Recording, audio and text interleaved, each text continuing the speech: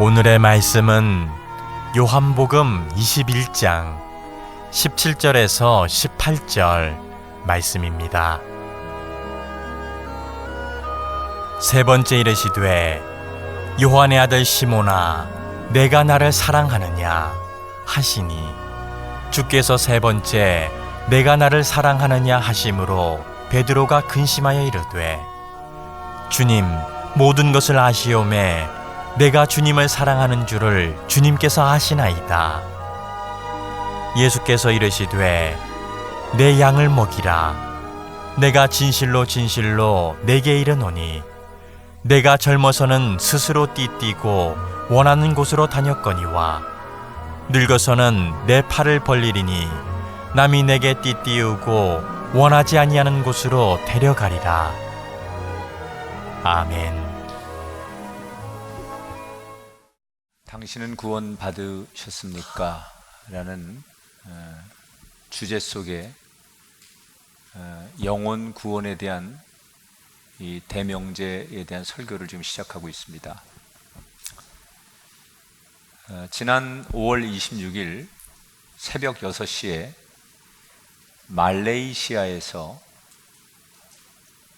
한 마트의 경비원이 여느 날처럼 자기가 키우는 애완용 강아지를 데리고 아침 순찰을 하고 있었습니다. 그런데 순하디 순한 이 강아지가 그날따라 고집을 부리고 어딘가를 향해 매우 사납게 지저대기 시작합니다. 영문을 알지 못하는 주인은 목줄을 끌기도 하고 또 새벽에 심하게 짖으니까 짖지 못하도록 꾸짖기도 하고 그러나 이 강아지는 계속해서 한 곳을 응시하며 너무 사납게 소리를 내고 짖습니다. 강아지가 뭘 보고 그렇게 짖나 한참을 보니까 한 쓰레기통을 바라보면서 그렇게 사납게 짖는 거예요. 이때 주인이 혹시 하는 마음으로 쓰레기통 뚜껑을 열었는데 거기에는 아직 탯줄이 채 잘리지 않은 한 아기의 시신 생명이 버려져 있었습니다. 처음에는 이 경비원이 아이가 죽은 줄 알고 깜짝 놀라서 경찰에 신고를 하고 보니 아이가 아직 숨을 쉬고 있기에 급하게 병원에 후송을 해서 응급 치료를 했는데 다행히도 이 아이가 다시 살아나서 건강을 회복하고 있다는 이야기를 들었습니다. 이 강아지 주인은 강아지를 끌고 가다가 강아지가 이유 없이 짖으니까 왜 짖는지 몰랐을 겁니다. 강아지에게 사과해야 됩니다. 강아지는 이유가 있었는데 주인은 그 이유를 모르니까 강아지를 나무라고 또 자기가 생각한 것이 옳다고 생각을 했겠죠. 인생을 살다 보면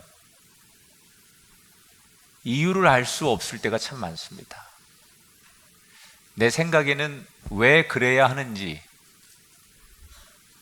내 생각으로 설명이 되지 않는 그런 일들이 참 많습니다.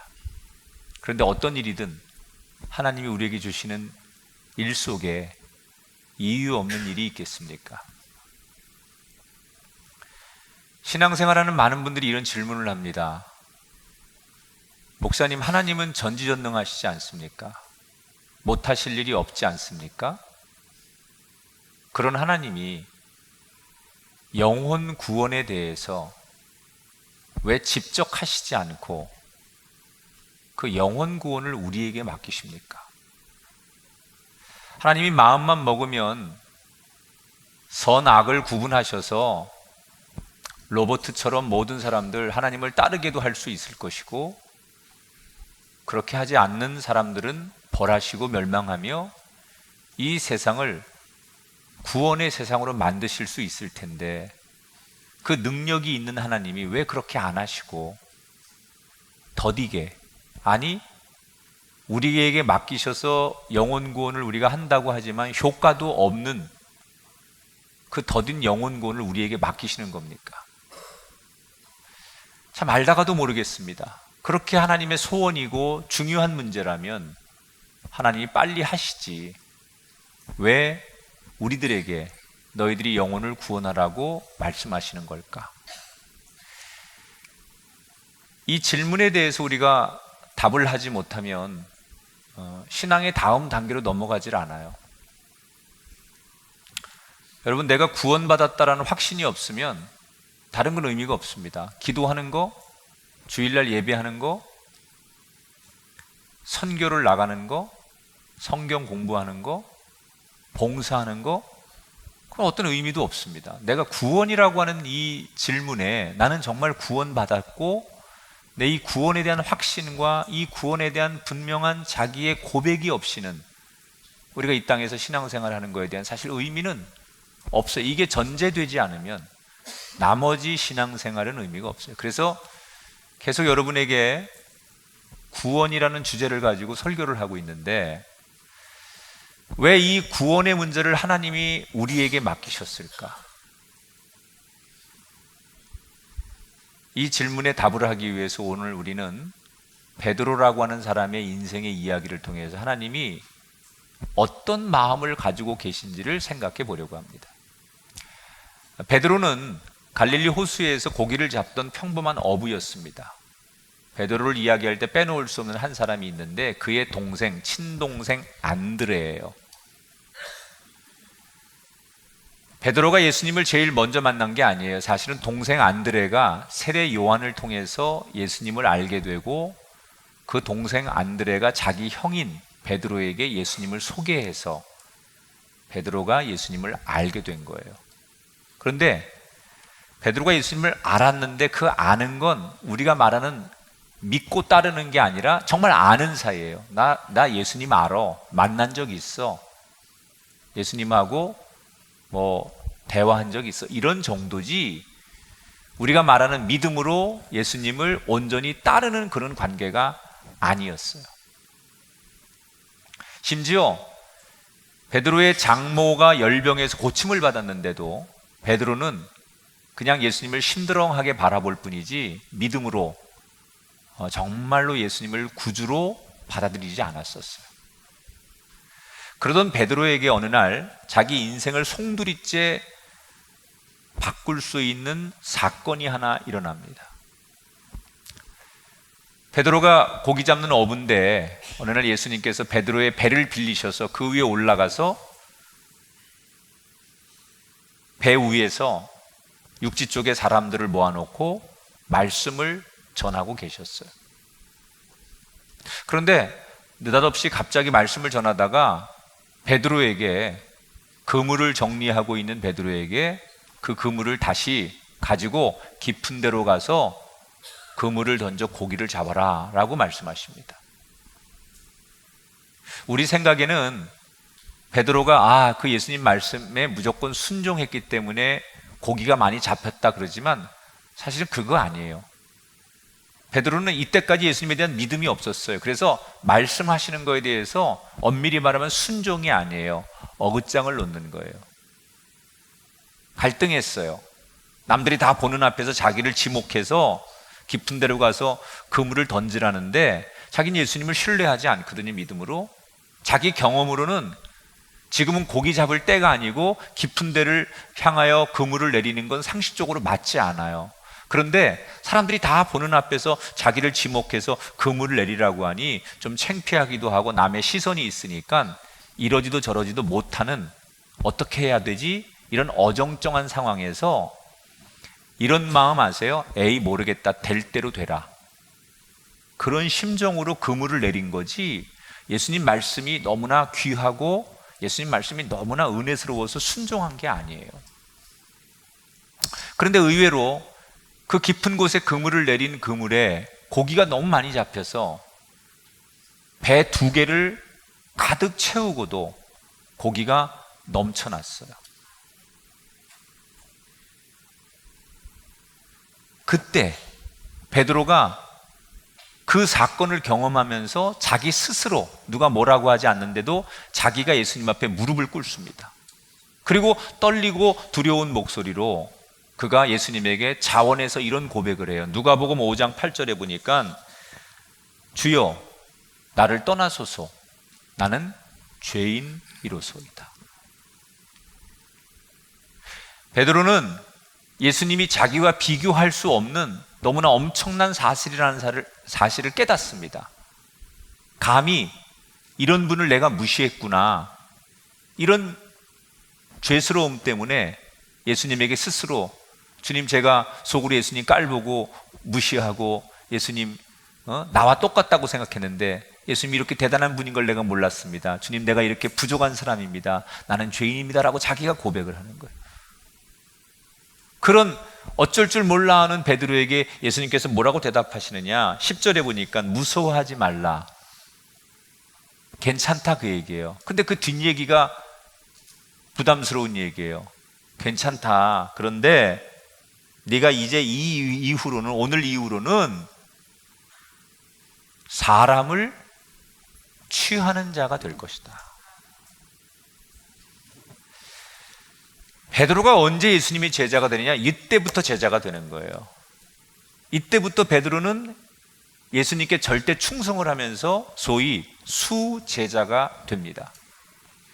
예수님과 많은 추억을 만들었죠. 3년 동안 칭찬도 받고 때로는 책망도 받고 가장 예수님의 제자 가운데 많은 스토리를 만들어낸 사람이 베드로예요. 그만큼 베드로는 드라마틱한 사람이고 열정이 넘치는 사람이니까 늘 베드로의 삶 속에는 이야기거리가 많았어요.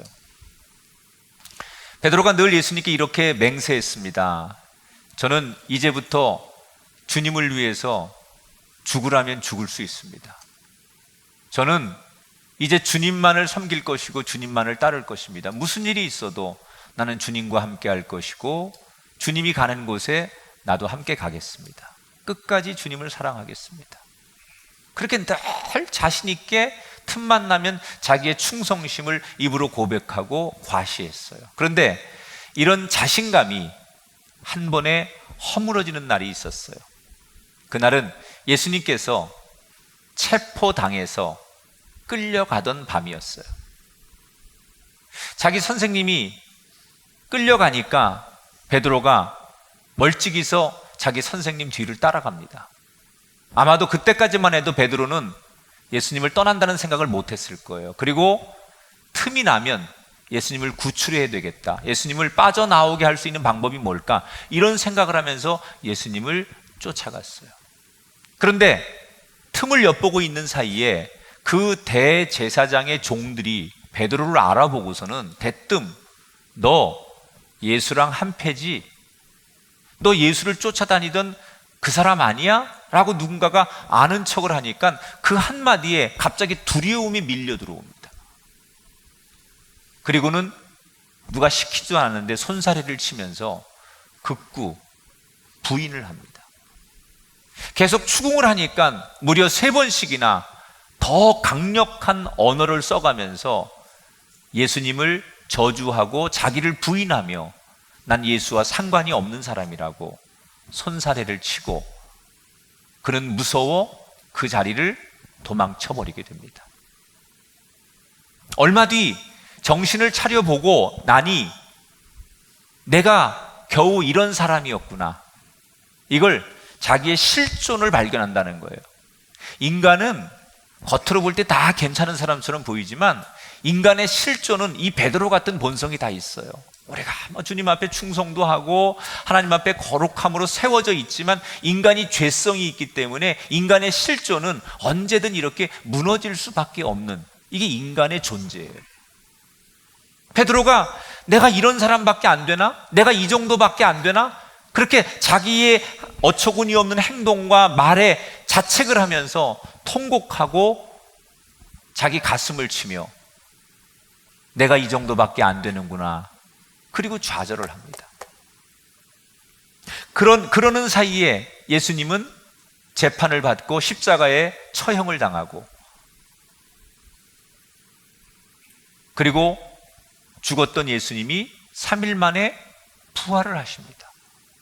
그런데 부활하신 예수님이 이미 다 떠나가 버린 고기잡이의 자리로 돌아가 있는 제자들을 예수님이 찾아오세요. 우리는 내가 예수님을 찾아간 것 같지만 사실 예수님이 우리에게 찾아오는 게 맞는 거예요. 여러분 인생에 내가 찾아가는 예수님이 아니라 주님이 날 찾아오는 인생이 되기를 축원합니다. 숨어있는 나에게, 보잘것없는 나에게 주님께서 찾아오시는 거예요. 여러분 가정에, 여러분 자녀에게, 여러분 인생 속에 병들고 곤고한 삶에 주님 찾아오시기를 주의 이름으로 축원합니다. 이때 베드로가 날 찾아오신 예수님을 무슨 염치로 봐요? 예수님의 눈을 마주치지 않으려고 예수님의 시선을 피한 채 밥을 먹을 때도 저 귀퉁이에서 가능하면 예수님과 눈을 안 마주치려고 떨어져서 식사를 합니다. 제발 예수님이 자기를 끝까지 모른 척 해줬으면 좋겠어요. 아니, 사람 취급 안 하고 투명 인간 취급해줬으면 좋겠다, 이런 생각으로 그는 한 귀퉁이에서 고개를 숙인 채 예수님의 눈을 피하고 있었어요. 그런데 얼마 지나지 않아 예수님이 베드로를 부르셨어요. 베드로야, 큰일 났어요. 예수님이 자기 이름을 부를 때 베드로는 가슴이 덜컥 내려앉았겠죠. 여러분, 예수님이 베드로를 왜 불렀을까요? 왜 불렀을 것 같아요? 너 그때 나 모른다고 3번 부인했지. 내 눈 똑바로 쳐다봐. 네가 어떻게 나한테 그럴 수 있어? 네가 평상시에 한 말이 있잖아. 너 나한테 수제자라며. 너 나랑 같이 죽을 때까지 함께 한다고 그랬지. 그런데 네가 그 아주 연약한 여종 앞에서 나를 3번이나 모른다고 부인하고 나를 저주하고 너 살자고 도망쳤지. 네가 그 정도밖에 안 되는 인간이었어. 나 너한테 너무 실망했다. 너 다시는 내 앞에 나타나지 마. 너하고 나는 여기까지인 것 같아. 거기다 한마디 더 했을까? 어이 배씨. 베드로니까 배씨 그랬겠죠 뭐. 어이 배씨, 너는 내 제자 아니야. 가. 이런 얘기를 했을 것 같잖아요. 차라리 베드로 입장에서 예수님이 그렇게 쏘아붙이고 혼을 내고 다시는 내 앞에 나타나지 마 임마 이러고 막 다그치는 게 마음이 더 편할 수도 있어요. 그런데 예수님은 그러지 않았어요. 베드로를 부르시더니 요한복음 21장 17절에 이런 말씀하세요. 내가 나를 사랑하느냐? 그러면 내 양을 먹이라. 따라하세요. 내가 나를 사랑하느냐? 자, 지금 대화는 질문형이에요. 질문. 퀘션 마크가 뒤에 붙는 거죠. 질문. 내가 나를 사랑하느냐? 이건 질문형이에요. 근데 예수님은 이 질문을 할 때 대답을 듣고 싶어서 질문하는 게 아니에요. 용서하려고 질문하시는 거예요. 예수님이 우리에게 말씀하실 때가 있어요. 너는 너의 잘못을 아느냐? 또는 네가 그렇게 행한 거에 대해서 너 정말 깨닫느냐? 아니면 너는 나를 믿느냐? 이렇게 우리에게 물으실 때가 있어요. 그 물음은 예수님이 정말 우리에게 예, 아니요 이런 답을 듣기 위해서 우리에게 질문하시는 게 아니라 지금 베드로에게 질문하신 것은 용서하려고 질문하시는 거예요. 용서하려고. 우리에게 사람의 질문과 주님의 질문은 달라요. 사람의 질문은 규정하기 위해서 질문하고 예스냐 노냐를 알고 싶어서 질문하는 거지만 주님은 우리에게 용서를 주기 위해서 질문하시는 거예요. 내가 나를 사랑하느냐?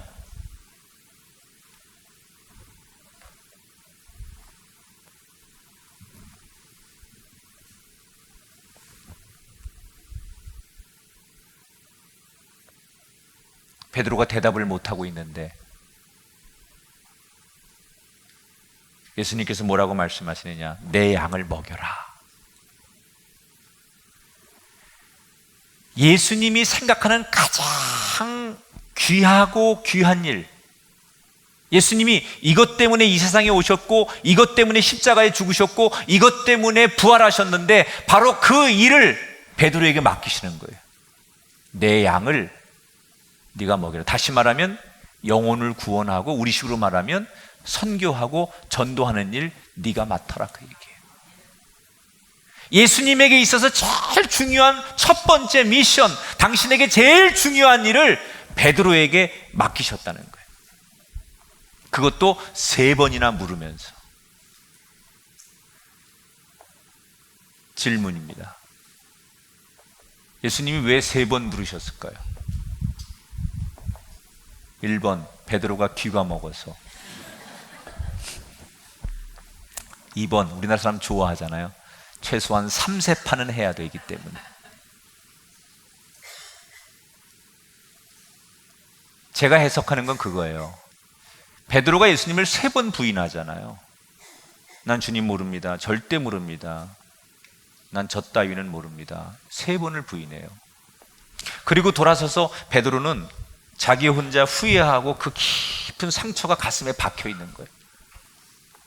내가 겨우 이 정도밖에 안 되는구나. 내가 너무 두려워서 나 살자고 예수님을 팔고 예수님을 모른다고 부인하고 예수님을 저주하고 그렇게 물을 엎질러 놓고 돌아서니 내가 너무나 못났고 이런 내가 감히 어떻게 다시 주님의 일을 하고 주님 앞에 나설 수 있나. 그래서 완전히 자존감이 땅바닥에 떨어져 가지고 나는 죄인이고 난 죽어야 되고 나는 사람 구실 못할 존재야. 그렇게 자기 혼자 자기를 깊이 후벼 파는 거예요. 상처가 있어서. 그 상처를 회복시키려면 똑같이 3번 물어야 돼요. 못 알아들어서가 아니라 베드로를 배려하는 거예요. 그 깊은 가슴 속에 있는 상처를 어루만지고 회복시키려면 3번이나 넌 날 사랑하느냐? 네 맘 안다. 난 그래도 널 용서한다. 그래서 그 깊이 박혀있는 상처를 꺼내서 회복시키려고 하는 의도에서 3번을 예수님 묻는 거예요. 자, 여러분,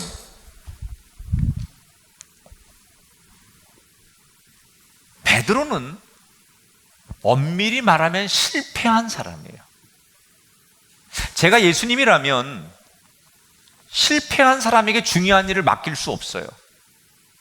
이미 그런 일을 하기에 검증해서 성공하고 신뢰하고 믿을 만한 사람한테 그런 일을 맡겨야지, 자기를 배신하고 이미 그런 일에 대해서 실패하고 넘어진 사람을 다시 똑같은 일을 시킨다면 그 사람이 또 실패할 가능성이 많지 않습니까? 그렇다면 그 사람에겐 그 일을 못 맡기는 게 우리의 상식이에요. 그래야 돼요. 그런데 예수님은 왜 바보처럼 이미 자기를 배신하고 이미 그 일에 실패한 경험이 있는 베드로에게, 다른 사람이 없는 것도 아닌데 그 일에 적임자가 많이 있을 텐데 새로운 사람을 발굴하고 오히려 믿음직한 사람을 발굴하고 더 재능 있는 사람을 발굴해서 그 일을 맡기면 될 텐데 왜 하필이면 실패하고 넘어지고 자기를 배신한 베드로에게 내 양을 먹이라는 일을 맡기셨을까?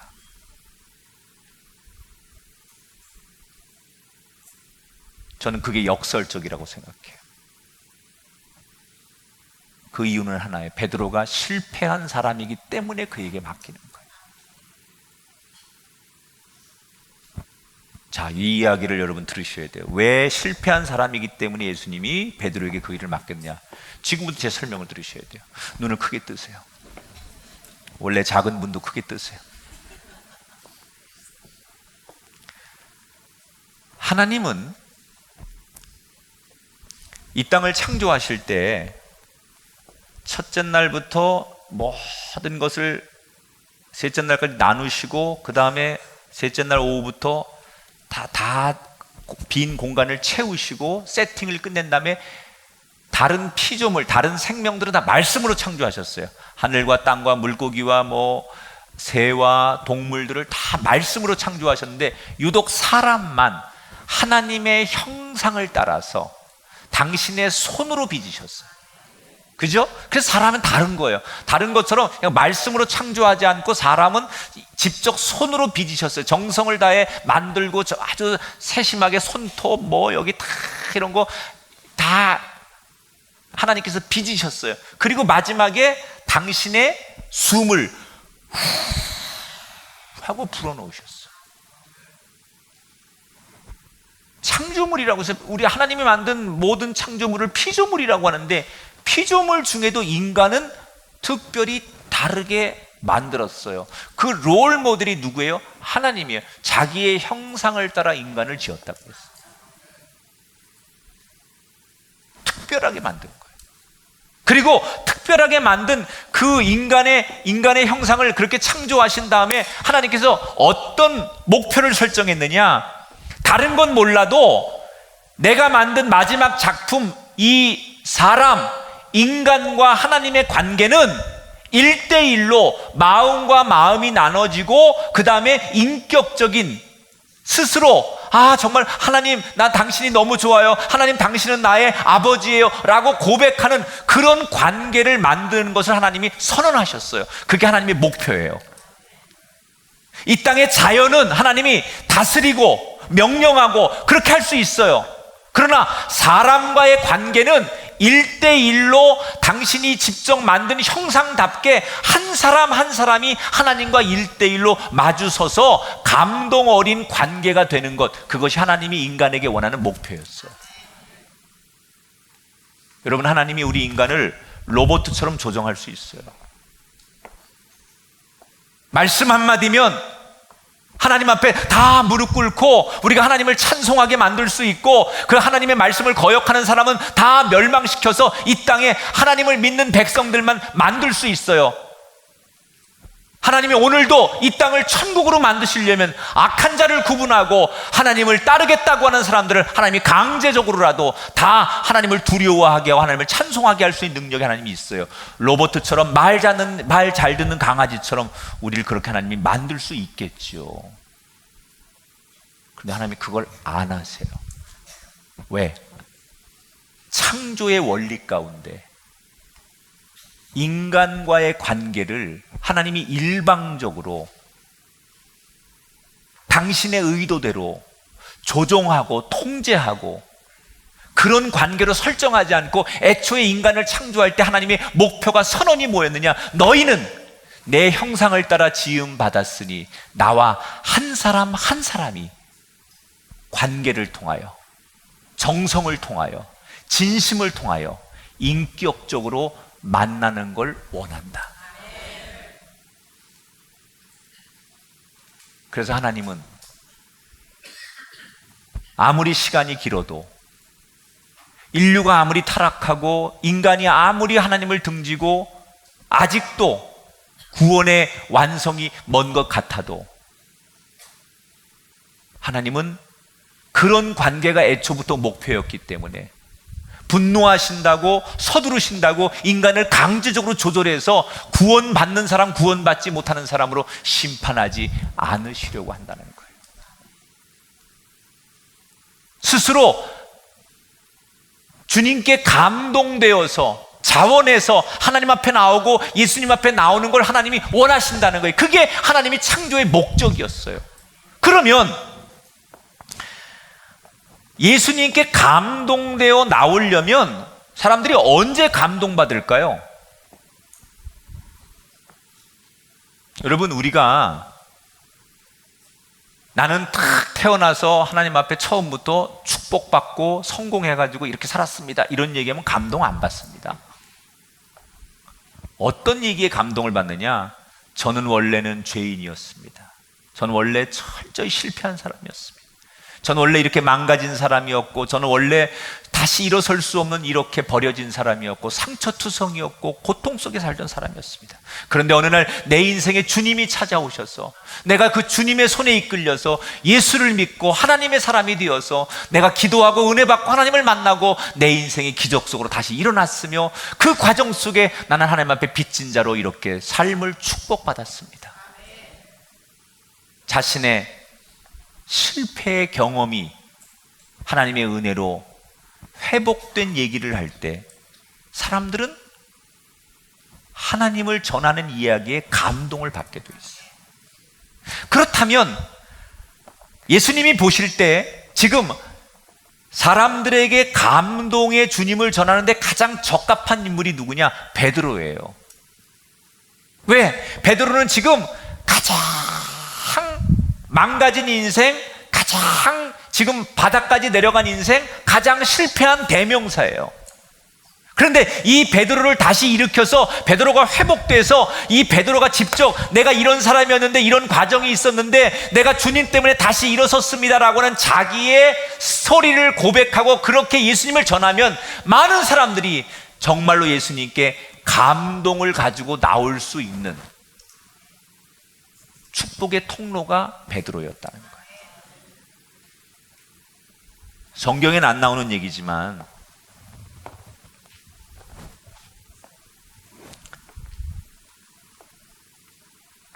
예수님이 내가 나를 사랑하느냐? 그럼 내 양을 먹여라 이렇게 물으실 때 베드로가 어떻게 했을 것 같아요? 성경에는 안 나와요. 손사래를 치면서 주님, 저는 자격도 없는 놈입니다. 아시지 않습니까? 저는 앞에선 큰 소리 치고 뒤로 돌아서서 연약해서 말 한마디에 숨고 도망가는 사람. 내가 어떻게 주님의 일을 감당합니까? 어떻게 제가 그 일을 할 수 있겠습니까? 주님, 저는 말도 못하고 공부도 못했고 난 자격이 없습니다. 그리고 극구 부인했을 거예요. 난 자랑거리가 없습니다. 제가 어떻게 주님을 뭘 자랑하며 전할 수 있겠습니까? 나는 내가 열매가 없는 인생인데 사람들에게 내가 어떻게 주님을 전할 수 있겠습니까? 그때 예수님이 이렇게 말씀하셨을 것 같아. 베드로야, 네가 성공한 이야기 가지고 나를 전하는 거 원하지 않아.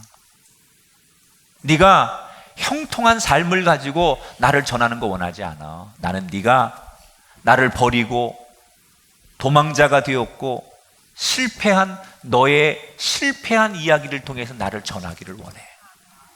있는 그대로, 너의 모습 그대로, 네가 어떻게 살아왔는지, 나를 어떻게 버렸는지, 네가 어떻게 무너지고 어떻게 망했는지 너의 실패한 이야기를 사람들에게 전해. 그게 복음이야. 그렇게 전하면 돼. 잘하려고 하지 마. 없는 얘기 하지 마. 네 모습 그대로, 그냥 그 모습 그대로 사람들에게 전하면 돼. 이런 나 같은 사람도 주님이 용서하시고 이런 나 같은 쓰레기 같은 인생도 주님 찾아와 주셨으니 여러분도 주님 만나십시오 라고 얘기하면 돼. 그렇게 예수님 말씀하셨을 거예요. 그 증거가 뭐냐? 여길 보세요. 증거를 얘기해 줄게. 그 증거가 뭐냐? 베드로가 예수님을 3번 부인한 얘기를 누가 얘기해서 알았을까요, 사람들이? 그건 베드로밖에 몰라. 예수님을 3번 부인한 거는, 3번 저주하고 3번 부인한 건 베드로밖에 몰라요. 베드로만 입 꽉 다물고 있으면 그 과거는 묻히는 거야. 몰라요, 절대. 아무도 몰라. 그런데 그게 어떻게 성경에 기록되고 사람들이 다 알았을까요? 베드로가 얘기한 거예요. 지가 지 입으로 얘기한 거예요. 내가 이런 인간이었습니다. 내가 이렇게 무너진 사람이었고 실패한 사람이었고 내가 이렇게 형편없는 존재였습니다.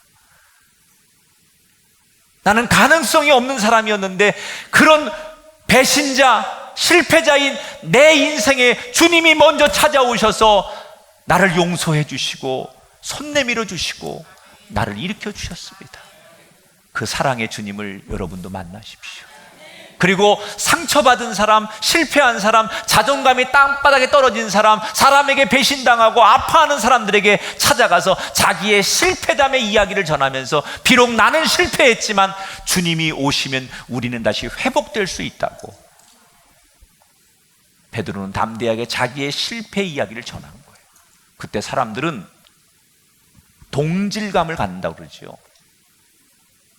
같은 처지에 있는 사람들이 얘기하면 그 얘기가 더 와닿는 거예요.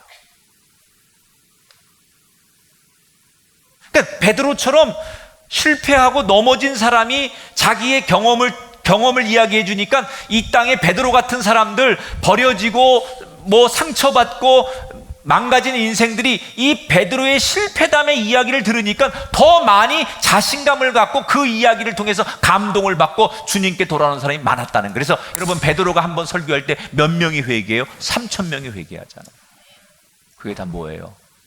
성공담을 이야기했기 때문이 아니라 자기의 실패담을 복음으로 함께 전했기 때문에.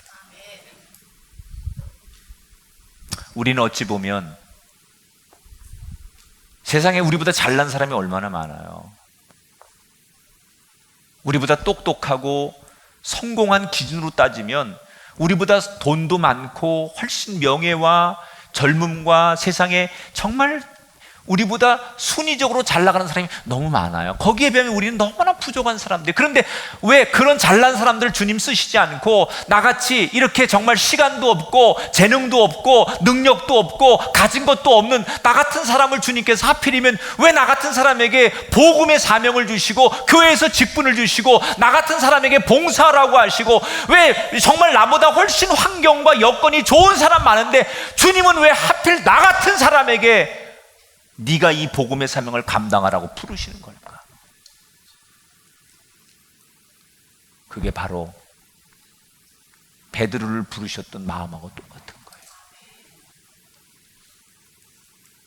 너의 그 낮아진 자리가,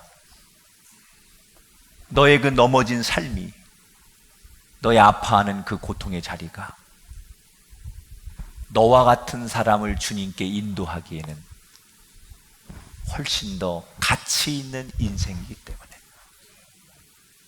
여러분, 베드로는 공부 많이 하고 말 잘하고 능력이 있어서 전도자로 성공한 게 아니에요. 그 모습 그대로를 주님이 쓰셨기 때문에. 오늘 여러분, 저는 여러분에게 축복합니다. 여러분 인생에 여러분이 베드로가 되시길 축원합니다.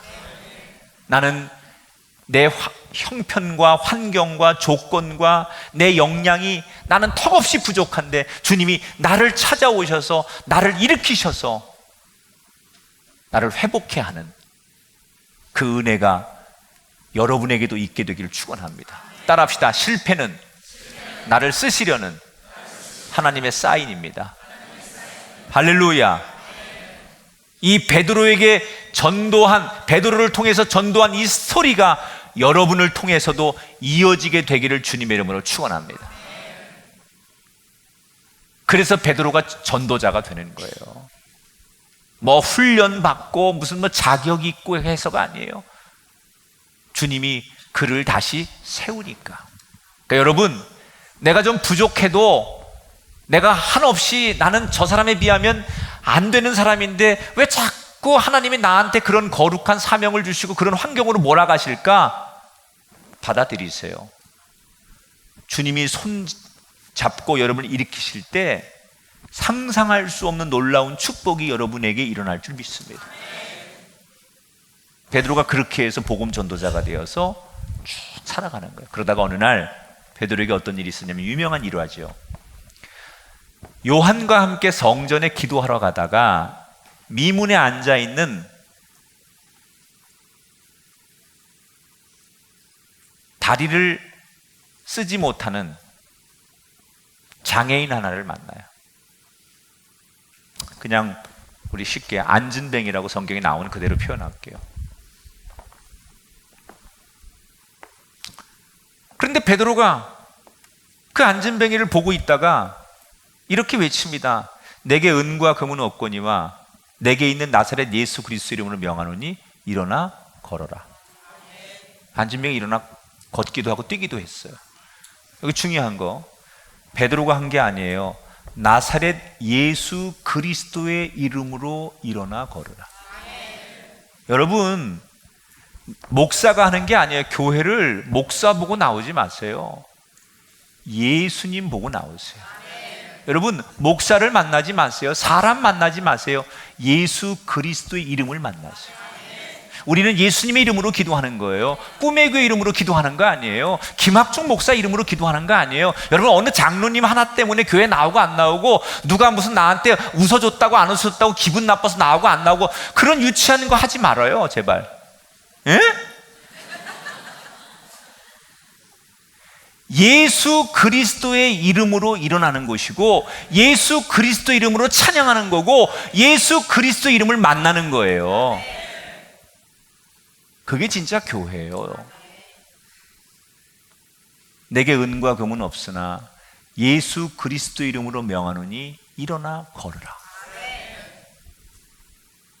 그런데 그 모습을 보고 주변 사람들이 막 몰려들어가지고 베드로를 막 경외로운 눈으로 바라보면서 이게 도대체 어떻게 이런 일이 일어날 수 있습니까? 물으니까 베드로가 딱 가운데 서가지고 잠깐만 앉아보시더니 사람들을 딱 모아놓고 거기서 예수 얘기를 하기 시작한 거예요. 복음을 막 전하기 시작한 거예요.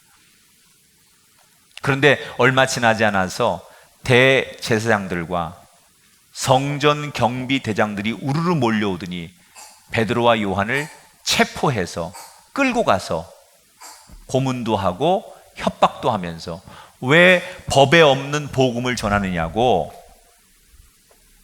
베드로와 요한이 구금이 된 거예요.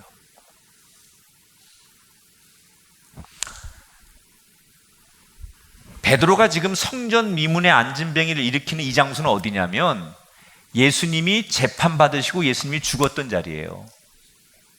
베드로가 그걸 너무나 잘 알고 있어요. 그러면 베드로가 여기서 안진뱅이를 일으키고 사람들에게 예수의 복음을 전하면 지금 이 제사장들과 성전 경비 대장들한테 자기들이 붙들려가고 끌려가고 이렇게 어려움 당할 거를 몰랐을까요?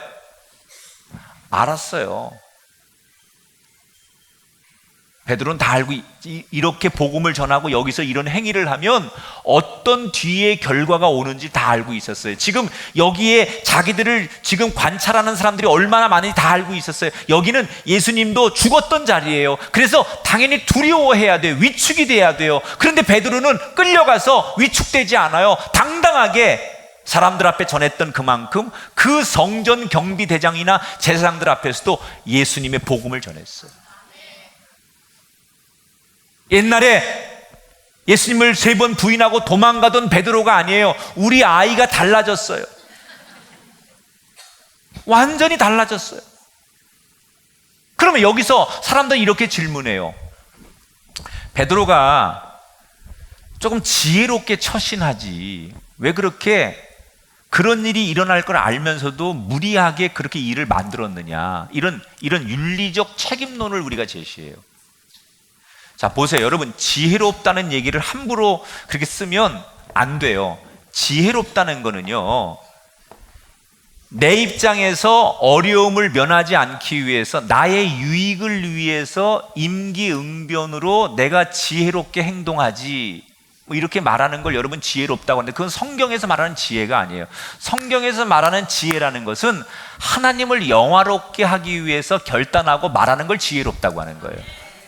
인간의 나의 유익을 위해서 나의 요 상황을 모면하기 위해서 빠져나가기 위해서 요 상황을 내가 어떻게 하든지 넘어가기 위해서 만들어내는 행위를 지혜롭다고 말하는 건 인간의 입장에서 지혜고, 성경에서 말하는 지혜라고 하는 것은 하나님을 영광스럽게 하기 위해서 쓰는 언어와 행동을 지혜롭다고 하는 거예요.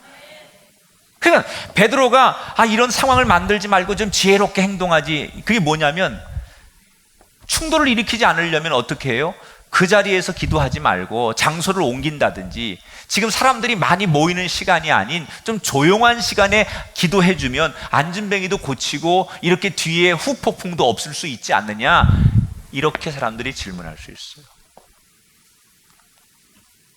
근데 베드로는 그렇게 안 했어요. 왜 안 했느냐? 이유는 하나예요. 다른 사람들을 의식하지 않고 예수님의 마음만 의식한 거예요. 따라하세요. 예수님이라면 어떻게 하실까? 안진뱅이를 이렇게 딱 마주쳤는데, 부거라는 안진뱅이를 딱 마주쳤는데 여러 상황이 보이는 거예요. 저 뒤에 지금 자기들을 노려보고 있는 대제사장들, 로마인들, 군인들, 경비 대장들, 이런 사람들이 뭐 틈만 있으면 자기를 체포하려고 다 보여요. 사람들이 수군거리고 사람들이 자기들 관찰하고 미행하고 다 보여. 그런데 여러 상황을 보지 않고 그 안진뱅이를 보면서 어떤 마음으로 안진뱅이를 받느냐? 예수님이라면 어떻게 하실까? 이 상황에서 예수님의 마음으로 안진뱅이를 본 거예요. 지금 예수님이라면 예수님 마음은 어떨까? 그것만 본 거예요. 예수님 마음으로 안진뱅이를 보니까 이 안진뱅이를 지나칠 수가 없는 거예요. 예수님의 마음으로 이 안진뱅이를 보니까 거기서 복음을 선포하지 않을 수가 없는 거예요. 예수님 마음으로 군중들을 보니까 거기에서 어떤 손해가 오더라도 그들에게 예수를 전하지 않을 수 없는 거예요. 왜 우리가 복음을 전하지 못하느냐? 너무 많은 걸 보는 거예요. 내 입장, 내가 회사에서 이렇게 복음을 전하면 혹시 상사들이, 동료들이, 다른 종교를 가진 사람들이 나를 어떻게 볼까? 이것 때문에 불이익을 당하지 않을까? 우리 집에 가서 이런 얘기 하다 보면 남편하고 싸우지 않을까? 이거는 너무 많은 고려를 하는 거예요. 이게 지혜가 아니에요, 여러분. 무대에 서는 사람이, 예를 들어서 노래를 하거나 춤을 추거나 무대에서 연설하는 사람이 때로 떨릴 때가 있어요. 너무 떨려. 그럴 때는 어떻게 하는지 긴급 처방으로 다른 데 아무것도 보지 말고 저 카메라만 쳐다보고 저 시계만 쳐다보고 하는 거야. 그러면 좀 덜 떨려요. 떨린다는 건 이 사람도 쳐다보고 여기 심사위원도 쳐다보고 저 뒤에 사람도 쳐다보고 다 쳐다보면 떨립니다. 익숙한 사람은 여기저기 다 쳐다보지만 이 초보들이 올라오면 이게 떨려서 안 돼. 그래, 그럴 때는 하나만 집중하라, 이렇게 얘기해요. 하나만 집중하라. 제가 아무도 안 쳐다볼 땐 떨려서 그런 거예요. 여기서는 웃고 있는데 여기서 인상 쓰고 있으면 이게 신경에 거슬려. 저 인간은 왜 인상 쓰고 있지? 왜 졸고 앉았지 저 인간은? 이러면 내가 신경이, 이것도 신경 쓰랴, 이것도 신경 쓰랴, 이것도 신경 쓰랴, 그러다 보면 설교가 안 돼. 그럴 땐 하나만 집중하는 거야. 졸든 자든 인상 쓰든 뭐 하든 간에 오직 주님만 집중하는 거야. 여러분, 우리가 너무 우리의 시선을 뺏기는 게 많아요. 우리가 복음 앞에 자유롭지 않은 이유는 우리가 너무 보는 게 많아요. 우리의 시선은 베드로가 지금 무슨 뭐 성전 경비대장, 대제사장들, 뭐 유대인들 이런 거 고려하고 이런 거 바라보고 그래서 뭐 지혜롭게 하고 그런 상황을 어떻게 뭐 계획하고 그런 거 없어요. 오직 주님이라면 어떻게 하실까? 예수님이라면 어떻게 하실까? 그 예수님의 마음만 바라보니까 간결해지는 거예요. 예수님의 마음만 바라보니까 예수님이라면 이 상황에서 안진뱅이를 그냥 지나치지 않았을 것이다. 예수님이라면 이 상황에서 그에게 손 내밀었을 것이다. 예수님이라면 이 상황에서 복음을 전했을 것이다. 예수님이라면 이 상황에서 담대하게 외쳤을 것이다. 그러니까 간결해지는 거예요. 우리의 신앙이 예수님 한 분만 바라봐야 돼요. 예수도 보고 내 동료도 보고 회사도 보고 내 인간 인맥도 보고 천만의 말씀, 그걸 지혜롭다고 말하면 그건 지혜로운 게 아니라 간사한 거죠. 엄밀히 말하면 그건 간사한 거예요. 성경이 말하는 지혜는 주님을 영화롭게 하기 위해서 쓰는 행동과 말을 지혜롭다고 하는 거예요. 나의 유익을 위해서, 내 처지와 형편을 위해서 이 사람한테도 마치고 이 사람한테도 마치고 여기 이 상황에도 마치다 보니 예수님 한 분에게 집중 못하는 거예요. 주님이라면 어떻게 하실 줄 생각하지 않는 거예요. 아니, 그런 생각이 드는데도 그렇게 행동하지 못하는 거예요. 왜? 예수님 한 분에게만 집중하지 못하니까. 베드로가 지금 하는 건 뭐예요? 예수님 한 분에게만 집중하는 거예요. 다른 건 모르겠다. 유대인들이 나를 어떻게 평가하든, 저 로마 사람들이 나를 어떻게 대하든 나는 예수님 한 분에게만 집중하리라. 이게 진짜 복음 아닙니까? 이게 진짜 예수 믿는 거 아닙니까? 그때 베드로처럼 연약한 사람이 세상을 들었다 놨다 인류 역사의 가장 위대한 한 인물이 되는 거예요. 여러분에게 이 베드로의 축복이 일어나길 바랍니다. 정말 예수 잘 믿는 건 뭔 줄 알아요? 선명해지는 거예요. 선명해지는 거예요. 점점 선명해지는 거예요. 저 사람이 인생이 시간이 가면 갈수록, 저 사람의 믿음의 삶이 가면 갈수록 예수님이라고 하는 그 이름 앞에 선명해지는 거예요. 분명해지는 거예요. 흐리멍텅하고 믿음이 있는 것 같은데 없는 것 같은데 이게 우리를 너무 비참하게 만드는 거예요. 예수님 한 분에게 집중했던 베드로처럼 여러분, 그럴 때 여러분에게 복음의 능력과 기적이 나타날 줄 믿습니다. 말씀을 정리합니다. 베드로는 왜 쓰임 받았습니까? 그가 잘 나가는 사람이었고 성공한 사람이었고 승승장구한 사람이었다면 그를 복음의 도구로 쓰지 않았을 거예요. 왜? 베드로처럼 실패하고 넘어진 사람들에겐 승리하고 과가 다른 사람들이 전하는 복음은 받아들여지지 않아요. 같은 처지, 같은 환경, 같은 아픔을 공유한 사람들의 얘기가 크게 오는 거예요. 암병동에 가서 여러분 같이 이 고통으로 그 경험을 나눈 사람이 내가 당신 마음을 안다, 내가 이 당신처럼 이렇게 고통스러워했는지 내가 그걸 너무 겪어본 사람이니까 안다 할 때 사람이 마음의 문이 열리는 거예요. 여러분의 그 모습, 그 실패, 그 아픔을 주님이 쓰십니다.